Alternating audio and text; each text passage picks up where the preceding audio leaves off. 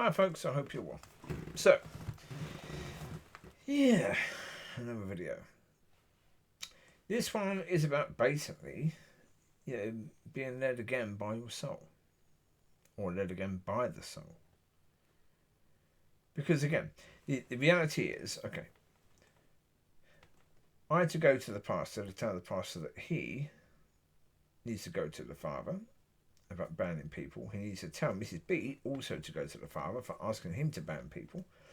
And go to the man also was pointing to my sins, and therefore his sin is now covered, to also go to the father to ask the father what they need to do to sort out the problems they created for themselves. It was always a possibility, quite likely, that the pastor was never going to do that. So therefore, okay, there was an idea in my head of, okay, what if I just walk past a church and I just mention it to Mrs. B and to that man? Well, I spoke to God about it, and Father said to me, okay. Mrs. B, for example, both of them, it would be exactly the same. If you go and speak to them and tell them that they need to come to me, they will come to me. I will tell them they need to do A, B, and C. But they will then believe that it was you talking to them that put that in their minds, because you told them that what they did was wrong. So it was you telling them rather than God telling them that what they did was wrong. So they're going to come to me again. But their mind has already decided that they believe that that's wrong. So what they believe is that what they did was right and they don't have to do anything. So when they come to God again, they're going to hear both, that they're wrong and they need to do A, B, and C, and that they did nothing wrong at all and they don't need to do anything about it, because obviously what they did wasn't wrong. Okay.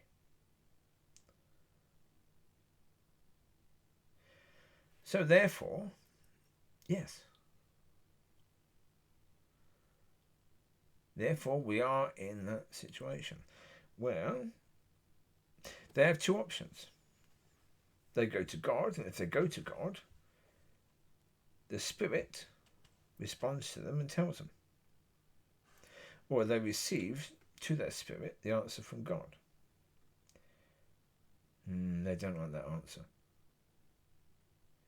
So the answer must be because I told them, and so therefore I put that in their mind. So therefore, now they're going to go back to God and ask again, but now their mind, the soul, is going to give them the answer that they want. And they're going to accept that as the answer from God. And that's because that's the way it works. When you first came to God, before that you were led by soul. Right? Okay. You were led by soul, then you started taking notice of your spirit and started being led by the spirit. But then, once you have a belief system,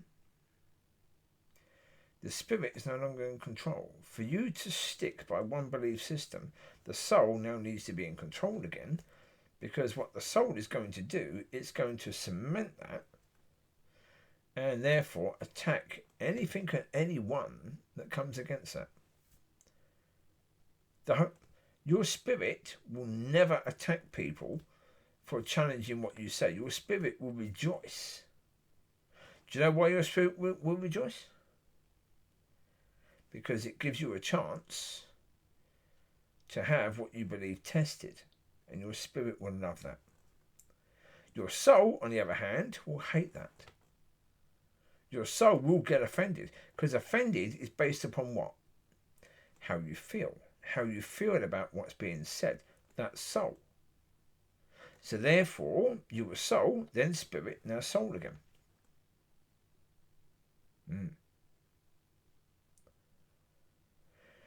So there you go. Yeah. Well, that's why it's easier for people to believe that people are sinners, because again, it feels right. It feels right. It's not right, but it feels right. Because then we get to judge people. Then we get to point out people's sin. Then we get to understand that we're supposed to look at people's sin and point that out. Tell people that they're sinners. It can make us feel a little bit superior to them, can't it?